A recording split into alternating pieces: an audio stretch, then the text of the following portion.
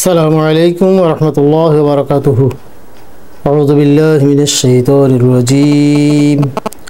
بسم الله الرحمن الرحيم. يا أيها الذين آمنوا اتقوا الله ولتنظر نفس ما قدمت لغد واتقوا الله إن الله خبير بما تعملون. صدق الله العظيم. ইরশাদ হচ্ছে, হে ইমানদারগণ, তোমরা আল্লাহকে ভয় করো এবং প্রত্যেক ব্যক্তির খেয়াল করা উচিত যে আগামীকালের জন্য সে কী সঞ্চয় করছে। তোমরা আল্লাহকে ভয় করো, নিশ্চয়ই আল্লাহ তাআলা জানেন তোমরা যা কিছু করে থাকো। সূরা হাশরের 18 নম্বর আয়াত। আয়াতে আল্লাহ রাব্বুল আলামিন মানুষের পরকালের জীবনের সঞ্চয় করার প্রতি গুরুত্ব দিয়ে আল্লাহ তাআলা মানুষকে উৎসাহিত করেছেন। সূরাটির নাম সূরা আল হাশর। এই সূরার 2 নম্বর আয়াত থেকে এই নামকরণ করা হয়েছে।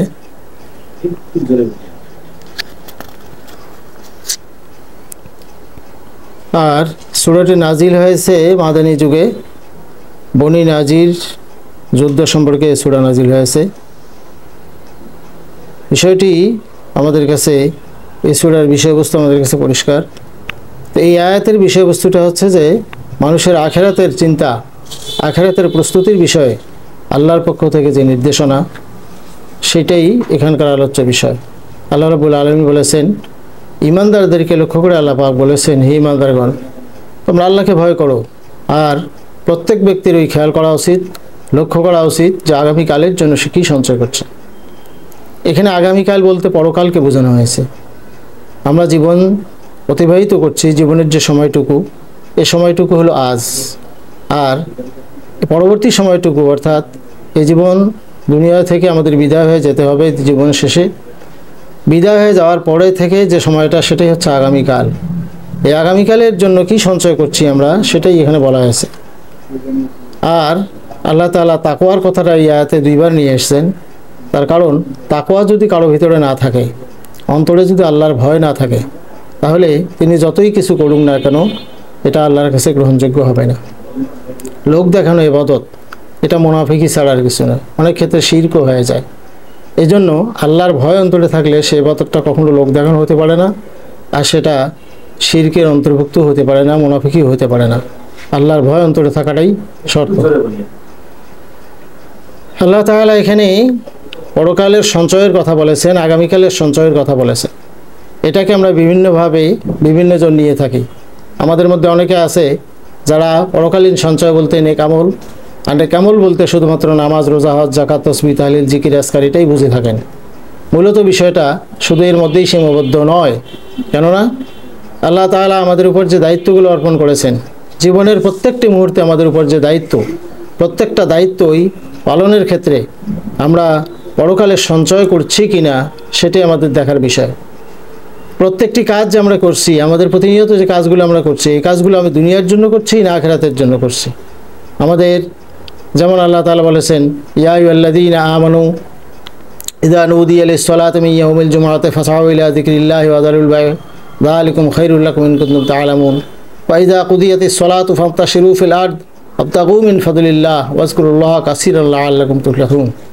এখানে আল্লাহ তাআলা যেমন বলেছেন সূরা জুমায়, যে ইমানদারদেরকে আল্লাহ তাআলা নামাজের জন্য ছুটে যেতে বলেছেন। যখন আজান হয়, জুমার নামাজের আজান হলে ছুটে যাও তোমরা নামাজে, সব কাজ বর্জন করো। আবার নামাজ শেষ হওয়ার সাথে সাথেই বলা হয়েছে যে তোমরা নেমে পড়ো জমিনে, যে কাজ ছেড়ে এসেছো সেই পথে তোমরা সেই কাজগুলোতে যাও এবং সেখানে হালাল রুজি তালাশ করো। তাহলে নামাজের জন্য, নামাজের হুকুম যখন নামাজের জন্য যাওয়াটা যেমন হুকুম, আল্লাহর হুকুম, এটা যেমন ইবাদত, নামাজ শেষ হয়ে গেলে জমিনে নেমে পড়া, হালাল রুজি তালাশ করা, অন্বেষণ করা, এটাও এরকম ইবাদত। এরকম আমাদের জীবনের প্রত্যেকটা কাজ, ব্যক্তি জীবন, পরিবার জীবন, সমাজ জীবন, রাজনীতি, অর্থনীতি, যখন যে দায়িত্ব আমার উপরে, সেই দায়িত্ব পালন করে আল্লাহর সন্তুষ্টি অর্জনের জন্য, আগামীকালের সঞ্চয় করার জন্য আমাদেরকে সোচ্চার হতে হবে। এই কথাটাই এখানে বলা হয়েছে। আমাদের এখানে আগামীকালের সঞ্চয় বলতে যা বোঝানো হয়েছে, আমরা রাসূল আকরাম সাল্লাল্লাহু আলাইহি ওয়াসাল্লাম এবং সাহাবায়ে কেরামদের জীবনী থেকে এটা দেখে থাকি যে যখন যে দায়িত্ব তার উপর অর্পণ করা হয়েছে, সেই দায়িত্ব পালনেই তার জন্য আগামীকালের সঞ্চয়। যদি সেটাকে বাদ দিয়ে আমি এর চেয়ে গুরুত্বপূর্ণ দায়িত্ব পালন করতে যাই, সেটাও কিন্তু হবে না। তার কারণ আমরা দেখেছি রাসূল পাক সাল্লাল্লাহু আলাইহি ওয়াসাল্লামের সাহাবীদের জীবনী আমরা দেখেছি যে হযরত হানজালা রাদিয়াল্লাহু তাআলা আনহুকে আমরা দেখেছি, তিনি সদ্য বিবাহিত একজন পুরুষ। যেদিন তার বিবাহ হয়েছে, বাসর রাত উদযাপন করার জন্য রসুল তাকে উহুদের ময়দান থেকে, উহুদের যুদ্ধ থেকে ছুটি দিয়েছিলেন। তিনি বাসর সজ্জা উদযাপন করার পরে, বাসর রাত কাটানোর পরে, স্ত্রীর সাথে মেলামেশা করার পরে তিনি যখন শুনেছেন তিনি যুদ্ধে ছুটিতে আছেন যুদ্ধ থেকে, এরপরেও যখন তিনি শুনেছেন মুসলমানরা বিপর্যস্ত হয়েছে, ক্ষতিগ্রস্ত হচ্ছে, মুসলমানদের পরাজয় হয়েছে আর রসুলের ইন্তেকালের খবর ছড়িয়ে পড়েছে, তখন তিনি আর তার উপর গোসল ফরজ, তিনি ছুটিতে আছেন, এগুলো কোনোটাই খেয়াল না করে, এগুলো কোনোটাকেই পাত্তা না দিয়ে তিনি চলে গেলেন যুদ্ধের ময়দানে। তিনি তার রাসূলের মহব্বতে, আল্লাহর দ্বীন কায়েমের এই জজবা নিয়ে তিনি চলে গেলেন যুদ্ধের ময়দানে। যাওয়ার পরে তিনি শহীদ হয়ে গেলেন সেখানে। শাহাদাতের পর স্ত্রী যখন খবর পেল যে স্বামী শহীদ হয়ে গেছেন, শাহাদাত হয়ে গেছে তার, এরপরে স্ত্রী ছুটে গেলেন রসুলের কাছে গিয়ে বললেন, ইয়া রাসূলুল্লাহ, আমার স্বামী শহীদ হয়ে গেছে কিন্তু তার উপর তো গোসল ফরজ, আর সে গোসল করার কথা ভুলে গেছে, ওই মুহূর্তে চলে আসছে যুদ্ধের ময়দানে, সুতরাং আপনি তার গোসলের ব্যবস্থা করুন, যেহেতু শহীদদের গোসল দুনিয়াতে হয় না, এই জন্য আমি আপনাকে খবর দিতে এসেছি। রাসূল সাল্লাল্লাহু আলাইহি ওয়াসাল্লাম লাশ খুঁজতে থাকতেন, লাশ খুঁজতে খুঁজতে হয়রান হয়ে গেলেন, লাশ খুঁজে পাচ্ছেন না। এমন অবস্থায় তিনি দেখলেন আসমান থেকে দুইজন ফেরেশতা তার লাশ নিয়ে, হযরত হানজালার লাশ নিয়ে অবতীর্ণ হচ্ছেন এবং তার মাথা থেকে টপ টপ করে পানি পড়ছে। তার মানে আল্লাহ তাআলা তার হানজালা রাদিয়াল্লাহু তাআলা আনহুর শাহাদাতে এতটাই খুশি হয়েছেন যে তিনি রাসূলের অপেক্ষা না করে, অথবা স্ত্রী এসে বলছে ততক্ষণ অপেক্ষা না করে, আল্লাহ তাআলার সাথে সাথেই তাকে ফেরেশতার মাধ্যমে নিয়ে গিয়ে হাউজে কাউসারের পানি দিয়ে তাকে গোসল করায় আবার দুনিয়াতে ফেরত দিয়েছে। এতটাই খুশি হয়েছেন আল্লাহ তাআলা তার শাহাদাতে। এরকমভাবে আমরা দেখি যে মুতার যুদ্ধের তিনজন প্রধান সেনাপতির নাম রাসূল সাল্লাল্লাহু আলাইহি ওয়াসাল্লাম ঘোষণা করেছেন। হযরতে যায়েদ ইবনে হারেসা, হযরতে জাফর বিন আবু তালিব, হযরত আব্দুল্লাহ ইবনে রাওয়াহা। এনাদের জীবন যদি আমরা খেয়াল করি, আখিরাতের সঞ্চয়ের জন্য তারা কি করেছেন দেখুন। যখন রাসূল সাল্লাল্লাহু আলাইহি ওয়াসাল্লাম মুতার যুদ্ধের পরপর তিনজন সাহাবী প্রধান সেনাপতির নাম ঘোষণা করলেন এবং বললেন চতুর্থ আরেকজন সেনাপতির নেতৃত্বে যুদ্ধে বিজয় হবে, তার মানে তিনজনের নাম ঘোষণা করা হয়েছে, তিনজনের শহীদ হয়ে যাবে, এটা নিশ্চিত হওয়ার পরে রাসূল বললেন তোমরা বাড়িতে যাও, বিদায় নিয়ে আসো। হযরত যায়েদ ইবনে হারেসা বললেন আপনি আমার পালক পিতা আর আমার মা হযরত আয়েশা, তিনি তো ঘর থেকে শুনেছেন, আপনি ঘোষণা দিয়েছেন, আমি আর কার কাছে বিদায় নেব। কথা বলে তিনি 2 রাকাত নফল নামাজ পড়ে যুদ্ধের ময়দানে চলে গেলেন, শহীদ হয়ে গেলেন। হযরত জাফর বিন আবু তালিব তিনিও এরকম বাড়িতে গেলেন বিদায় নেওয়ার জন্য, স্ত্রী বিধবা হয়ে যাচ্ছে, সন্তান দুটো তার এতিম হয়ে যাবে, এই অবস্থা জেনেও তিনি স্ত্রীর কাছে বিদায় নিতে গেলেন। স্ত্রী যখন শুনলেন যে তার স্বামী মুতার যুদ্ধের দ্বিতীয় প্রধান সেনাপতি, তিনি যুদ্ধের সেনাপতি নিযুক্ত হয়েছেন, তার এই মুহূর্তে কোনো দোয়া করলে আল্লাহ ফেরত দেবেন না, এই আশা করে তিনি স্বামীকে বললেন তুমি আমার কাছে বিদায় নিতে এসেছো, ভালো কথা, তোমাকে বিদায় দেবো, তবে একটা শর্ত, তুমি আমার সাথে একটা দোয়া অংশগ্রহণ করবে, আমি দোয়া করব, তুমি আমিন বলবে। হযরত জাফর বিন আবু তালিব বললেন হ্যাঁ তুমি দোয়া করবে, দোয়াটা স্বচ্ছ হতে হবে, পরিষ্কার হতে হবে, তারপরে আমি আমিন বলবো, নতুবা নয়। স্ত্রী এই মুহূর্তে দোয়া করে বলতে থাকলেন হে আল্লাহ, তুমি আমার স্বামীকে গাজী করে ফিরে দিও।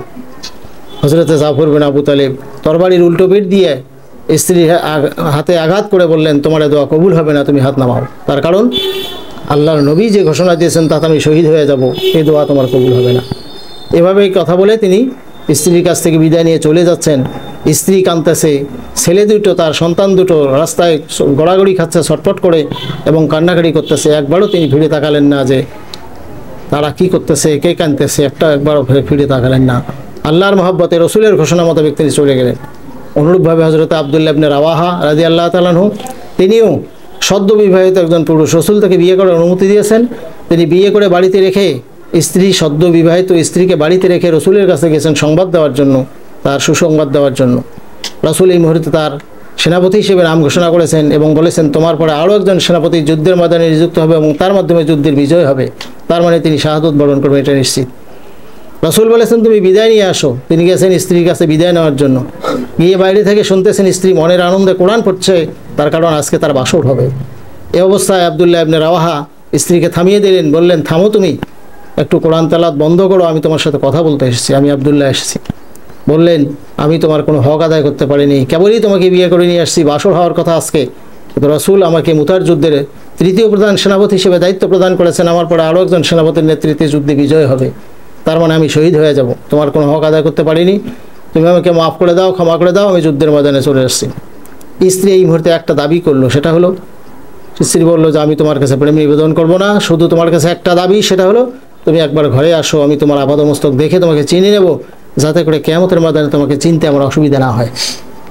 স্বামী বলল, আব্দুল্লাহ ইবনে রাওয়াহা বললেন, তোমার এই ডাকে আমি সাড়া দিতে পারবো না, তার কারণ এই ডাকে সাড়া দিয়ে আমি ঘরে গেলে তোমার প্রতি আমার মায়া হতে পারে, যে কারণে আমি আল্লাহর ডাকে সাড়া দিতে রাসূলের ঘোষণা মোতাবেক যুদ্ধের ময়দানে যেতে বিলম্ব হতে পারে, সে কারণে আমি তোমার ঘরে যেতে পারবো না। তোমাকে এতটুকু আশ্বস্ত করতে চাই যে তুমি যদি ধৈর্য ধারণ করতে পারো, আল্লাহ তাআলা কিয়ামতের দিন তোমার এবং আমার মধ্যে পরিচয় ঘটায় দিয়ে জান্নাতে স্থান করে দেবেন, এটুকু নিশ্চয়তা আমি দিতে পারি। এই কথা বলে তিনি চলে গেলেন যুদ্ধের ময়দানে। এগুলো হচ্ছে আখিরাতের প্রস্তুতি। দুনিয়ার জীবন আমাদের খুবই ক্ষণস্থায়ী, আখিরাতের জীবন হচ্ছে চিরস্থায়ী। সেই আখিরাতের প্রস্তুতির জন্য যখন যে দায়িত্ব আমাদের সামনে আসে, যে কাজ আমাদের সামনে আসে, সেই কাজটাই বাস্তবায়নই হচ্ছে আখিরাতের প্রস্তুতি। এটাকে বাদ দিয়ে এর চেয়ে অন্য কোনো কাজকে গুরুত্ব দিয়ে করলে কিন্তু মোটেও হবে না। এজন্য আসুন আমরা দুনিয়াতে এখন আমাদের জন্য যেটা দরকার সেটা হচ্ছে দ্বীন কায়েমের কাজ আমাদের জন্য সবচেয়ে বড় দায়িত্ব। এখন এটা একটা ফরজ দায়িত্ব। এই দায়িত্ব পালনে আমরা যদি পিছিয়ে থাকি আর দুনিয়ায় নামাজ রোজা হজ জাকাত নিয়ে ব্যস্ত থাকি, তাহলে কিন্তু এই দায়িত্ব পালনের এড়িয়ে গেলে আখিরাতের প্রস্তুতি হিসেবে আমাদের মোটেও এগুলো আমল গ্রহণযোগ্য হবে না। এই কারণে আখিরাতের প্রস্তুতির জন্য অন্যান্য ফরজ ইবাদতের সাথে দ্বীন কায়েমের ফরজ ইবাদত, দ্বীন কায়েম যে ফরজ, দ্বীনের দায়িত্ব পালন করা, ইনসাফভিত্তিক সমাজ প্রতিষ্ঠা করা, যে কাজের জন্য আমাদেরকে দুনিয়ায় আনা হয়েছে, কুনতুম খাইরা উম্মাতিন উখরিজাত লিন্নাস, আল্লাহ বলেছেন তোমরা এই শ্রেষ্ঠ উম্মত, আর তোমাদেরকে পৃথিবীতে আনাই হয়েছে মানবতার কল্যাণের সাধনের জন্য। এই মানবতার কল্যাণ সাধনের জন্য রাসূল সাল্লাল্লাহু আলাইহি ওয়াসাল্লাম যে দ্বীন প্রতিষ্ঠা করে কোরআনের বিজয় এনে দিয়ে মানবতার কল্যাণ সাধন করেছেন, সেই দায়িত্বটাই এসে পড়েছে আমাদের উপরে। সেই দায়িত্ব পালন বাদ দিয়ে, সেই দায়িত্বকে এড়িয়ে দিয়ে, ইসলামের দ্বীন কায়েমের এই দায়িত্ব পালনকে বাদ দিয়ে আমরা যতই ইবাদত করি না কেন, সে ইবাদত আল্লাহর কাছে গ্রহণযোগ্য নয়। তার কারণ আল্লাহ তাআলা শ্রেষ্ঠ ইবাদত হিসেবে দ্বীন কায়েমের কাজটাকেই সূরা তওবার 19 এবং 20 নম্বর আয়াতে পরিষ্কার করে দিয়েছেন। এজন্য আসুন আমরা সবাই দ্বীনের বিজয় আনার জন্য আমাদের যে কাজ, যে দায়িত্ব, এই দায়িত্ব পালনের মধ্য দিয়ে অন্যান্য ইবাদতগুলোকে নিয়ে আল্লাহর সান্নিধ্যে লাভের চেষ্টা করি। আল্লাহর ভয় অন্তরে রেখে আমরা আল্লাহর দ্বীনকে বিজয়ী করার চেষ্টা করি, যে দ্বীন বিজয়ী করতে গিয়ে নবী এবং সাহাবীগণ জীবন দিয়েছেন।